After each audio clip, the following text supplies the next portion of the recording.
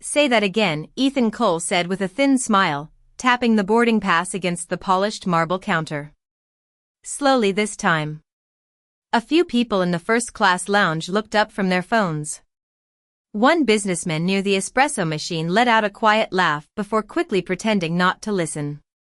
Naomi Brooks stood still beneath the warm gold lights of Terminal C, one hand wrapped around the handle of her worn black suitcase. Rain streaked down the giant airport windows behind her, blurring the runway into ribbons of silver and white. The overhead speakers echoed another boarding announcement while the smell of roasted coffee drifted through the lounge, but none of it softened the sharpness in Ethan's voice. I said Atlanta, Naomi repeated calmly, her southern accent slow and textured, shaped by years that didn't sound polished enough for rooms like this. Ethan tilted his head like he was trying not to smirk. Right, he said loudly enough for nearby passengers to hear. Because for a second, I thought you said it in another language. Another small chuckle floated through the room. Naomi lowered her eyes to the boarding pass in her hand. The paper bent slightly beneath her fingers, but her face never changed. No anger. No embarrassment. Just stillness. Ethan leaned back behind the counter, adjusting the cuffs of his navy blazer with the silver Aurora Atlantic Airways pin shining under the lights. He was 34, tall, clean-cut, the kind of man who had learned how to sound respectful without actually respecting anyone. Ma'am, he continued, this lounge is reserved for Sapphire executive members. Naomi nodded once. I know. Then you also know economy upgrades don't automatically qualify. Naomi slowly slid a black card across the counter. Ethan glanced down at it, then paused. For half a second, confusion crossed his face. The card had no printed bank logo. No visible account numbers. Just a small silver wing embossed in the center. He flipped it over once before setting it back down carelessly. I still need a valid member ID. Naomi looked at him quietly. That card should be enough. Ethan gave a dry laugh. For who? Behind Naomi, the automatic doors opened with a soft hiss as another wave of travelers entered from the storm outside. A young black flight attendant named Mia Carter stepped through carrying a stack of flight manifests against her chest. She slowed slightly when she noticed the tension at the desk. Ethan noticed her glance and immediately straightened his posture. Some people, he said, keeping his eyes on Naomi, think buying a last-minute first-class seat makes them important. Naomi's suitcase wheels clicked softly as she moved it closer beside her leg. The sound disappeared beneath the distant thunder outside the glass walls. She looked older up close. Early 40s maybe. Gray beginning to touch the edges of her dark curls. A simple charcoal coat still damp from rain. Nothing about her looked wealthy enough for this room, at least not to Ethan. He had spent years studying people the way gamblers study cards. Shoes. Watches. Posture. Accent. Every detail placed someone into a category. Important people moved one way. Ordinary people moved another. And Naomi Brooks, to him, looked ordinary. Sir, Mia said carefully as she approached the counter, boarding for Flight 282 starts in 20 minutes. Ethan nodded without taking his eyes off Naomi. Good. Maybe our guest can wait downstairs with the rest of the terminal traffic. Naomi finally looked up fully. Her eyes reflected the runway lights beyond the windows, calm and unreadable. You know, she said softly, my mother used to clean airports at night. Ethan blinked once, caught off guard by the sudden comment. Naomi continued before he could answer. She always said you could tell everything about a person by how they treated travelers who looked tired. The lounge grew strangely quiet. Even the businessman near the coffee station lowered his cup slightly. Ethan forced another smile. Well, this isn't a charity shelter, ma'am. Naomi nodded slowly as if confirming something to herself. Then she reached into her coat pocket and pulled out her phone. The screen's pale glow reflected against the marble counter as she unlocked it. Ethan folded his arms. Planning to file a complaint? Naomi's thumb hovered over the screen. For one brief second before she answered in a voice barely above a whisper. No, she said. Just making a decision. Naomi lowered the phone slowly, her reflection faint against the rain-soaked glass behind the counter. The storm outside had deepened, turning the runway lights into trembling streaks across the wet tarmac. Somewhere beyond the windows, a jet engine roared to life, low and heavy, vibrating softly through the marble floor beneath everyone's feet. Ethan checked the line forming near the reception desk and sighed impatiently. Ma'am, if you are finished, I need to help actual passengers. Naomi slipped the phone back into her coat pocket without responding. Her silence bothered him more than anger would have. Most embarrassed travelers either apologized or snapped back. She did neither. She just watched him with those calm, unreadable eyes that made him feel strangely exposed beneath the lounge lights. Mia remained a few feet away holding the stack of manifests against her chest. She glanced once at Naomi's suitcase, then at the silver wing card still resting near the counter edge. Something about it felt familiar, though she could not place why. Ethan noticed her hesitation immediately. Mia, he said sharply, can you escort this guest downstairs? Mia shifted awkwardly. Sir, maybe we should just verify the membership manually. Ethan let out a dry laugh. And reward every person who walks in here demanding special treatment? Naomi finally spoke again, her voice soft enough that the nearby passengers leaned subtly closer to hear. I never demanded anything. Ethan folded his arms tighter. No. You just expect it.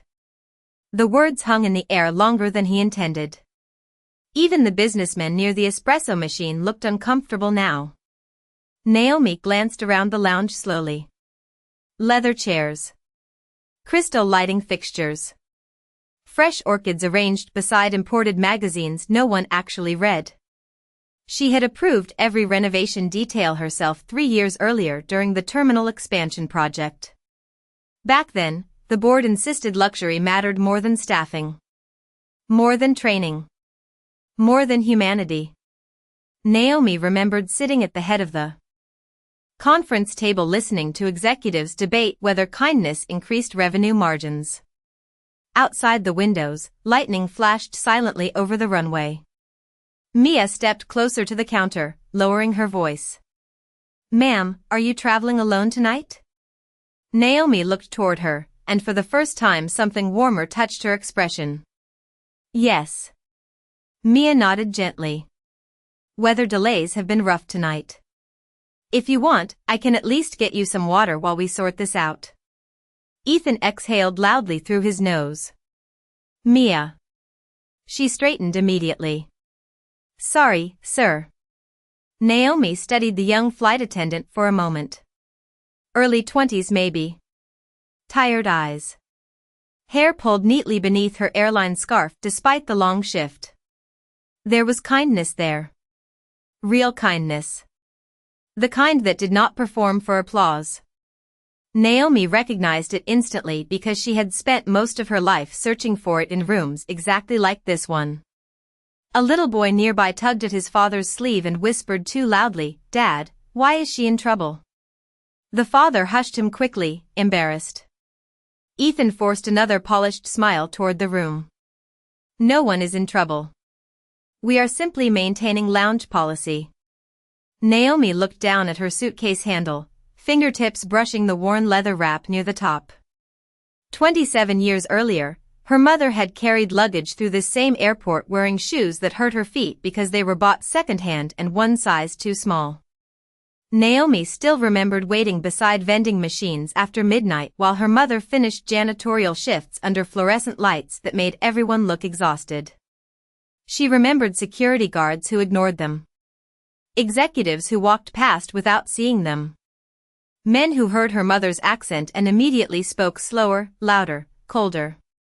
Funny thing about airports, Naomi said quietly. Ethan frowned slightly. Excuse me? Naomi lifted her eyes toward the storm beyond the glass. They tell you exactly who people think deserves to belong. Before Ethan could answer, the automatic doors slid open again. A tall man in a charcoal suit entered the lounge quickly, rein still clinging to his shoulders. His eyes scanned the room once before locking onto Naomi.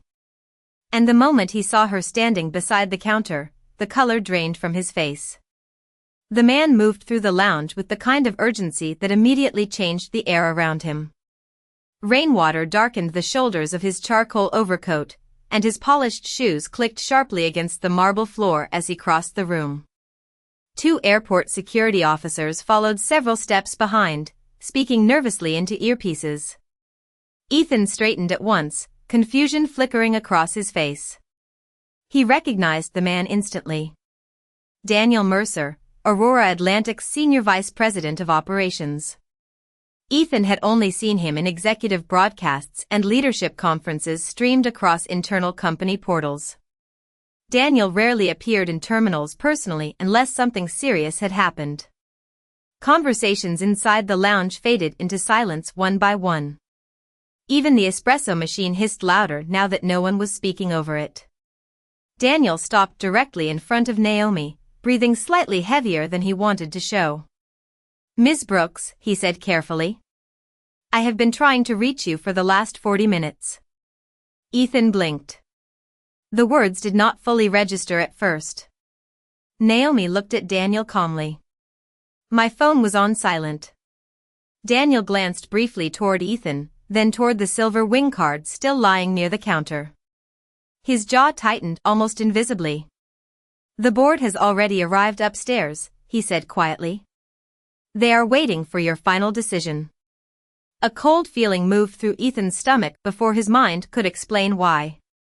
Naomi nodded once. "I wanted to see the terminal first." Daniel followed her gaze around the lounge. The leather chairs. The nervous passengers. Mia standing frozen beside the counter still clutching the flight manifests against her chest. Then finally Ethan himself. Daniel's expression changed subtly after that. Not dramatic. Not loud. Just the slow realization of a man beginning to understand exactly what he had walked into. "Was there a problem here?" he asked carefully. Ethan forced a quick smile, though his throat suddenly felt dry. "No problem, sir. Just a misunderstanding with lounge verification." Naomi remained silent. That silence felt heavier now than anything she could have said. Daniel looked down at the black card on the counter, then back at Ethan. "You asked her for identification?" Ethan swallowed. "Standard protocol." Daniel picked up the card gently between 2 fingers as though it were something fragile. "Do you know what this is?" Ethan opened his mouth, but no answer came. Daniel turned the silver wing slightly beneath the chandelier light. "There are only 3 of these in existence." The room seemed to shrink around Ethan. The businessman near the espresso station lowered his eyes immediately. Someone near the lounge entrance quietly stopped recording with their phone. Naomi rested one hand lightly on the handle of her suitcase while thunder rolled softly beyond the windows. Daniel handed the card back to her with both hands, a gesture so respectful it almost looked ceremonial. "The executive conference room is prepared whenever you are ready, ma'am." Mia's eyes widened slightly. She looked from Daniel to Naomi and back again as realization slowly spread across her face. Ethan stood completely still now, every confident piece of posture beginning to crack beneath the weight of what he was hearing. Naomi looked toward Mia first. "Thank you for offering kindness earlier." Mia blinked quickly, caught off guard. "Yes, ma'am." Naomi gave her a small nod before turning her attention back toward Ethan. The lounge had gone so quiet that the distant rolling of luggage wheels outside sounded strangely loud through the glass walls. Ethan tried to speak. "Miss Brooks, I did not realize." "No," Naomi interrupted softly. "You realized exactly what you wanted to." The words landed gently, but they cut deeper than anger ever could. Ethan's face drained of color. Naomi stepped past him slowly, her suitcase wheels gliding across the polished marble floor. Daniel immediately moved beside her while security officers straightened near the doorway. Halfway to the exit, Naomi paused beside the giant terminal windows overlooking the stormlit runway. For a brief second, her reflection merged with the flashing lights of departing aircraft outside. "Funny thing about power," she said quietly without turning around. "The people who deserve it rarely need to announce it." No one answered her. No one could. And as the executive elevator doors opened at the far end of the lounge, Ethan Cole finally understood that the quiet woman he had mocked at his counter was the single person deciding who would still have a career by morning. The executive elevator rose in near silence, its glass walls reflecting streaks of storm light across polished steel. Naomi stood at the front with one hand resting lightly against the brass rail while Daniel Mercer remained beside her, posture tense and careful. 20 floors below, the terminal still buzzed with delayed passengers, rolling luggage, and gate announcements, but up here the sounds felt distant, muted beneath layers of insulated glass and executive carpeting. Daniel loosened his tie slightly as the elevator climbed. "The board assumed you canceled tonight after the weather delays," he said quietly. Naomi kept her eyes on the city skyline beyond the rain-covered windows. "That was the point." Daniel nodded once. He understood now. The anonymous booking. The simple clothes. The lack of security detail. Naomi had not come to inspect flight schedules or quarterly revenue reports. She had come to observe people when they believed no one important was watching. The elevator doors opened onto the executive floor with a soft chime.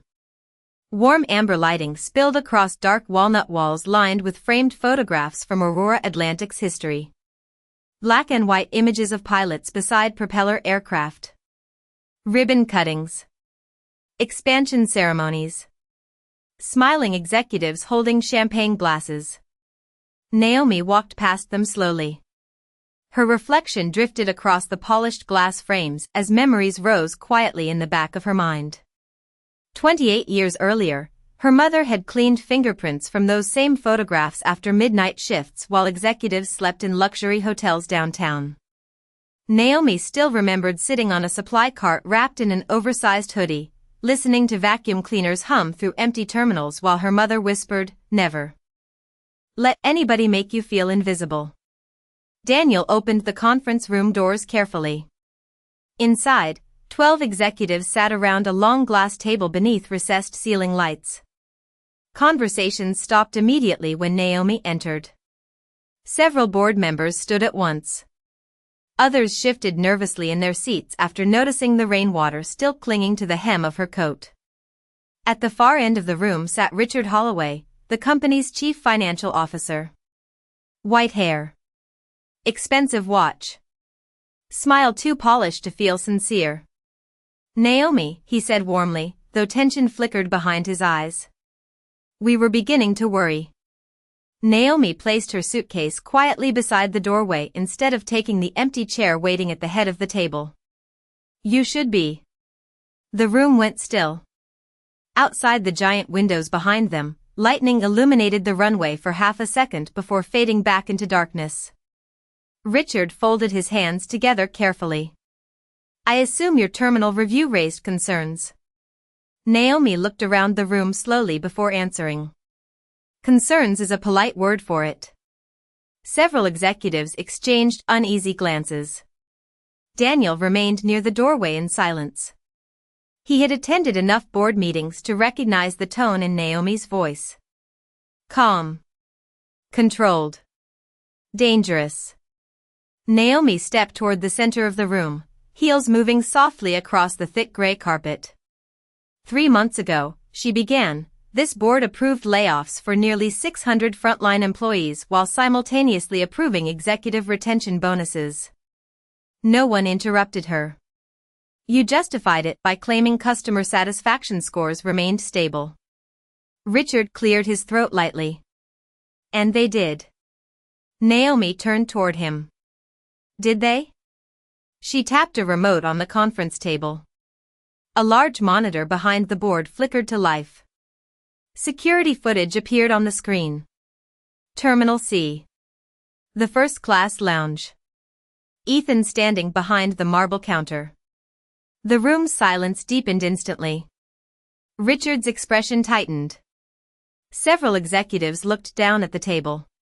Naomi watched the footage without emotion as Ethan's voice echoed softly through the speakers. Maybe economy passengers should learn English before entering first class. No one moved. Not even Daniel. Naomi paused the video on Ethan's face. Customer satisfaction does not measure dignity, she said quietly. Rain tapped gently against the windows while the executives sat frozen beneath the cold blue glow of the monitor. Naomi looked toward the board one final time, and suddenly every person in the room understood why she had arrived alone tonight without announcement or ceremony. This had never been a business trip. It had been a test. And many of them had already failed it. The video remained frozen on the monitor, Ethan's face suspended beneath the lounge lights with that same confident half-smile still visible across the giant screen. No one at the conference table seemed willing to breathe too loudly. Rain pressed harder against the executive windows now, soft streaks sliding down the glass while thunder rolled somewhere over the airfield. Naomi stood near the center of the room with one hand resting lightly against the back of an empty leather chair. Calm. Still. The kind of stillness that made everyone else feel unsteady. Richard Holloway finally cleared his throat again, though the sound came out weaker this time. Naomi, he began carefully, with respect, one employee's poor judgment should not overshadow the broader performance metrics of this airline. Naomi turned toward him slowly. One employee? Richard adjusted his cufflinks beneath the table. We employ over 40,000 people worldwide. Isolated incidents happen. Daniel Mercer lowered his eyes slightly. Several executives shifted uncomfortably in their seats. Naomi walked toward the monitor and pressed another button on the remote. New footage appeared instantly. A baggage handler mocking an elderly immigrant couple for misunderstanding directions. A gate supervisor ignoring a wheelchair passenger for nearly 20 minutes while helping first-class travelers instead. A customer service representative rolling her eyes at a black mother whose son struggled to understand a boarding change announcement. Clip after clip flickered across the room beneath the cold light of the screen. Silence deepened with each one. These are not isolated incidents, Naomi said quietly. This is culture. The final word seemed to settle heavily over the room. Richard leaned back slowly, forcing a controlled expression even as tension tightened across his jaw. Customer complaints exist in every company. Naomi nodded once. So does accountability. She clicked the remote again. The screen changed to financial spreadsheets now. Executive bonuses highlighted in blue. Frontline staffing cuts marked in red. Delayed maintenance requests. Reduced diversity training budgets. Declining employee retention rates in lower-income airport districts. You cut language support services last year, Naomi continued. You reduced overnight cleaning staff. You eliminated cultural sensitivity workshops because someone decided kindness did not increase shareholder value. No one argued with her because the numbers were sitting right there on the screen. Naomi looked around the room carefully. My mother worked overnight janitorial shifts in airports for 23 years, she said softly. Do you know what she used to tell me after 12-hour nights? The executives remained silent. Naomi answered her own question. She said the richest people were usually the quickest to look through you. Her voice never rose. That somehow made it worse. Outside the windows, another aircraft lifted into the storm-dark sky, its blinking lights disappearing into clouds thick with rain. Daniel finally stepped forward from the doorway. The media team does not know about the footage yet, he said cautiously. At the moment this remains internal. Richard looked relieved for half a second before Naomi spoke again. It will stay internal. Several people around the table visibly relaxed. Then Naomi continued. Because humiliation is not leadership. I did not come here to destroy people. Richard exhaled slowly, but Naomi was not finished. I came here to find out whether this company still remembers how to treat human beings. The room went quiet again. Naomi walked slowly toward the head chair at the conference table but did not sit down. Her fingertips brushed the polished glass surface lightly. 3 years ago I bought this Airline because I believed travel could make people feel seen. Her eyes moved toward the paused image of Ethan still frozen on the monitor. Tonight I watched one of our employees make a tired black woman feel small because of her accent. Richard looked down at the table. Nobody defended Ethan now. Naomi's gaze hardened slightly for the first time all evening. Not anger. Disappointment. And the worst part, she said quietly, is that none of you seemed surprised it happened. The words hit the room harder than shouting ever could. Daniel looked toward the storm outside while the executives sat motionless beneath the cold glow of the monitor, each one realizing the same terrifying thing at the same time. Naomi Brooks had not come upstairs tonight searching for excuses. She had come searching for truth. And she had already found it. The conference room slowly emptied after midnight, but the weight in the air remained.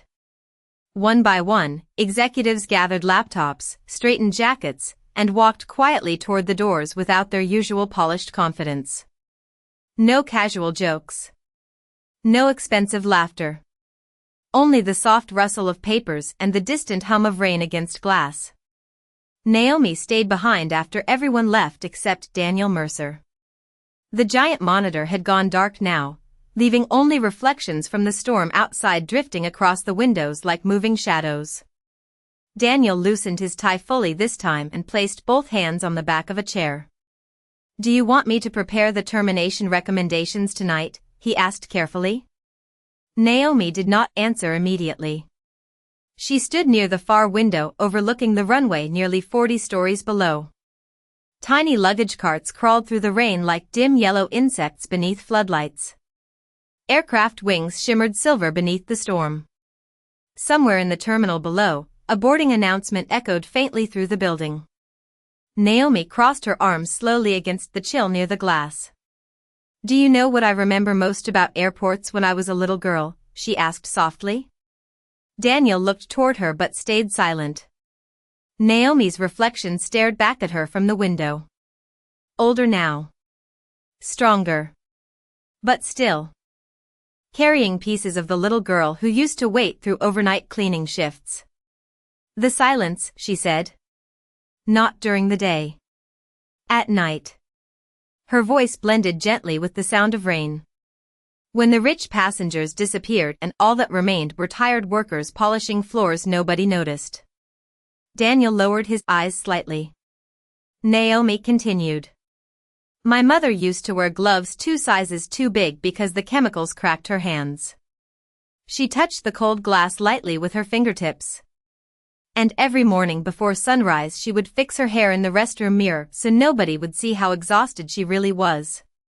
The room stayed quiet except for the distant rumble of thunder rolling across the runway. Daniel had worked beside Naomi for nearly 6 years, but moments like this were rare. Most executives knew her as disciplined, strategic, controlled. Very few knew how deeply personal this airline truly was to her. When I bought Aurora Atlantic, Naomi said quietly, everyone assumed it was business. A faint sad smile touched her face for half a second. It was never business. Daniel looked out at the storm with her now. It was your mother. Naomi nodded once. She died before she ever saw me become chairwoman. Her words remained steady, but something softer lived underneath them now. But I remember the way people spoke to her. Like she was background noise. She exhaled slowly. Tonight felt familiar. Daniel's jaw tightened slightly. Down below, another plane pushed back from the gate, red navigation lights blinking through sheets of rain. Naomi watched it carefully as though searching for something inside the darkness. Ethan embarrassed you publicly, Daniel said. The board expects consequences. Naomi stayed silent for a long moment. Then she shook her head gently. Humiliation changes behavior for a moment, she said. Understanding changes people. Daniel studied her expression carefully. So what happens now? Naomi finally turned away from the window. The city lights painted soft gold across the edges of her charcoal coat. Tomorrow morning, she said quietly, every executive in this company will spend one full shift working frontline. Customer service. Daniel blinked once, surprised. Naomi walked slowly back toward the conference table, fingertips brushing the polished glass surface as she passed. No private offices. No assistants. No titles. Rain tapped steadily against the windows behind her. I want them standing where our employees stand.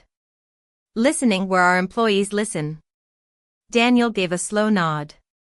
For the first time all night, something close to hope flickered across his tired face. Naomi picked up her suitcase beside the doorway and paused before leaving the room. People do not become cruel all at once, she said softly. It happens slowly. One ignored comment at a time. One laugh at somebody's accent. One moment where dignity becomes optional. She looked once more toward the storm-covered runway beyond the glass. And if we are not careful, she whispered, entire companies forget how to see people at all. By 6:30 the next morning, the storm had passed. Pale gold sunlight spilled across the airport windows, turning puddles on the tarmac into mirrors of soft fire. Terminal C was already alive again. Rolling suitcases rattled across polished floors. Coffee machines hissed behind crowded counters. Screens flickered with departure times while sleepy travelers moved beneath the giant skylights carrying backpacks, neck pillows, and paper cups warming cold hands. But something felt different today. Near Gate 18, Richard Holloway stood behind a customer service counter wearing a plain navy Aurora Atlantic polo instead of his tailored executive suit. The sleeves looked too casual on him. His expensive watch remained hidden beneath the cuff like he was embarrassed by it. Beside him stood two vice presidents who normally spent mornings inside glass offices overlooking downtown Manhattan.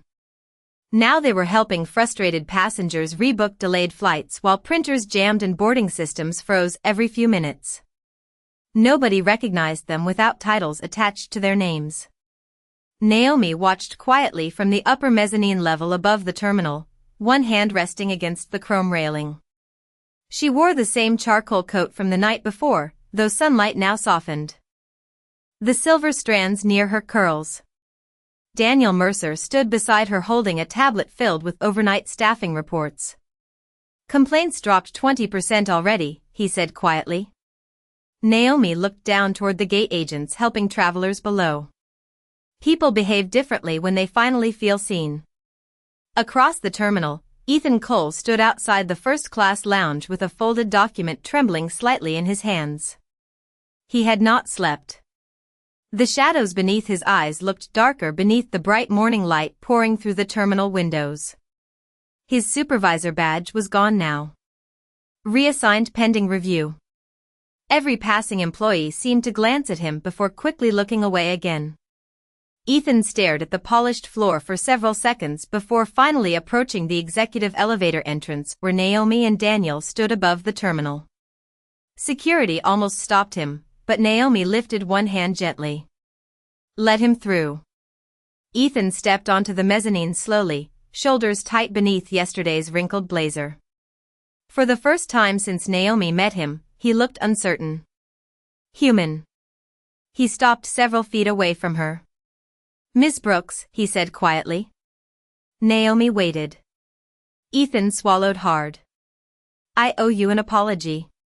The airport noise below drifted upward in soft waves. Boarding calls. Rolling wheels. Distant laughter from a nearby cafe. Naomi studied him silently while sunlight reflected across the railing between them. Ethan looked down briefly before continuing. What I said yesterday was wrong. His voice cracked slightly on the last word.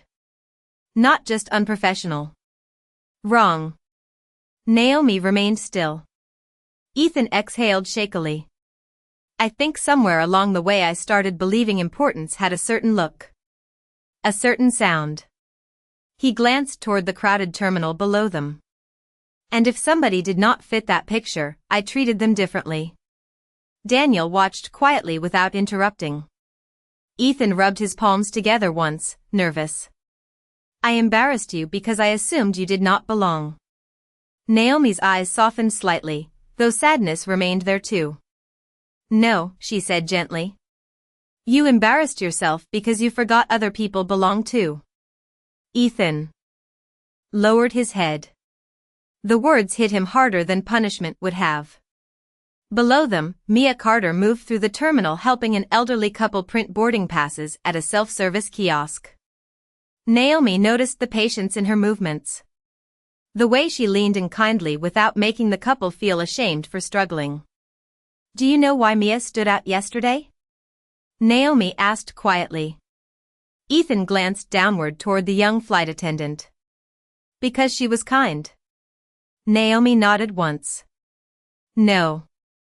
Because kindness did not disappear when she thought nobody important was watching. The sunlight grew brighter across the runway outside, washing the terminal in warm gold. Ethan stared at the floor for a long moment before finally speaking again. What happens to me now? Naomi rested both hands lightly against the railing. That depends on whether yesterday embarrassed you, she said softly, or changed you. Ethan looked up slowly. For the first time since she met him, there was no arrogance left in his expression. Only reflection. Only shame. And somewhere underneath it, the beginning of understanding. By late afternoon the airport no longer felt tense. The storm clouds had drifted east, leaving behind long bands of sunlight stretching across the runways like melted gold. Travelers moved through Terminal C with the exhausted rhythm of people chasing connections, family reunions, and business meetings, but something subtle had changed in the atmosphere. Employees smiled more. Gate agents looked passengers in the eye. Even the cleaning crews seemed less invisible beneath the bright skylights overhead.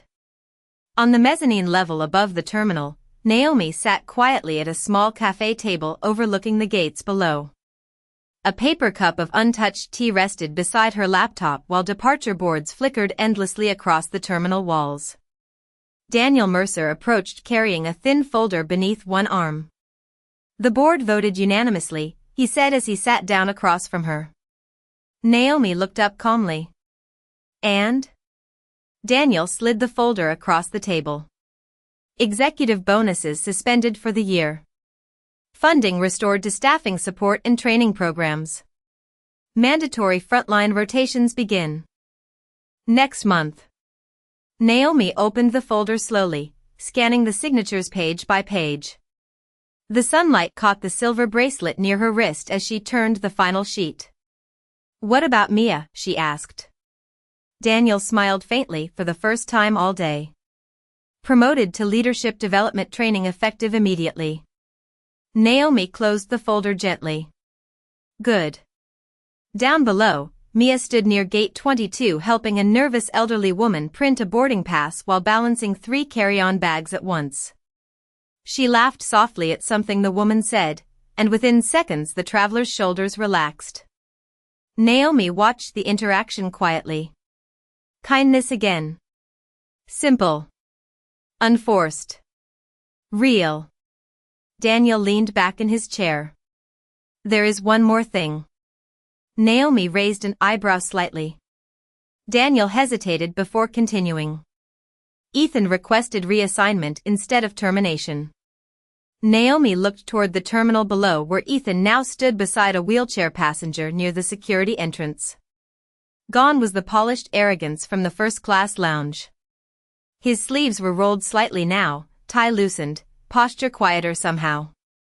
The elderly passenger beside him looked confused by the boarding instructions on her phone. Ethan crouched beside her patiently, speaking slowly without condescension. Naomi observed him for several silent seconds. Interesting, she murmured. Daniel followed her gaze downward. Human Resources thinks the public relations risk would disappear faster if we simply let him go. Naomi shook her head gently. Easy consequences rarely change people. The airport speakers chimed overhead announcing final boarding for a flight to Seattle. Sunlight glowed warmly across the polished floor below while passengers hurried toward gates carrying coffee cups and backpacks. Naomi closed the folder and stood slowly from the cafe table. "Come with me," she said. Daniel followed her down the escalator toward the terminal floor. The scent of fresh pretzels drifted from a nearby food stand while rolling suitcases clicked rhythmically across tile beneath them. Ethan looked up the moment he noticed Naomi approaching. His expression tightened immediately. The elderly passenger beside him smiled warmly at Naomi before continuing toward security. Ethan straightened slowly. "Ms. Brooks." Naomi stopped a few feet away from him. Around them, airport life continued moving without pause. Children laughed near the windows. Flight attendants crossed the concourse in navy uniforms. Somewhere nearby, a baby cried briefly before being comforted. Naomi held the folder lightly against her side. "Daniel tells me you requested reassignment." Ethan nodded once. "I thought it would be best." Naomi studied him quietly. "Why?" Ethan looked down at the polished floor before answering. "Because every time I stand near that lounge now, I hear myself speaking to you." His voice remained low and honest. "And I hate the person I sounded like." Naomi's expression softened slightly. Not forgiveness yet, but something closer to understanding. Ethan exhaled slowly. "I spent years believing professionalism meant deciding who belonged in important spaces." He glanced around the terminal. "I never realized how much damage small moments can do." Naomi nodded faintly. "Most cruelty hides inside small moments."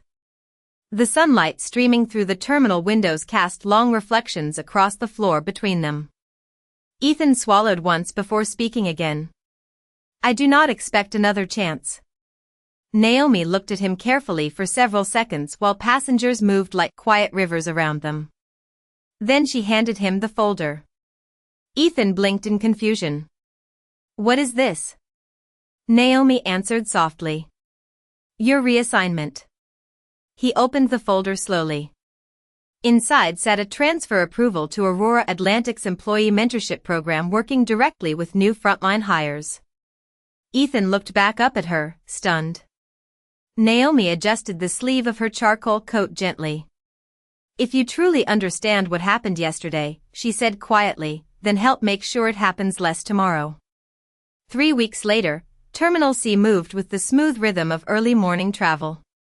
Sunlight streamed through the massive glass walls in long golden beams, warming the polished floors while aircraft rolled slowly across the runway outside.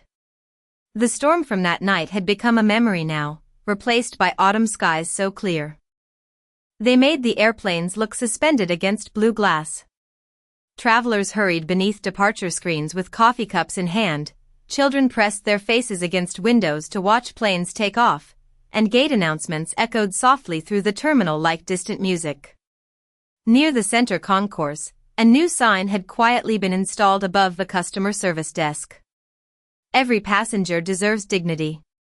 Most travelers walked past it without thinking twice. But the employees noticed.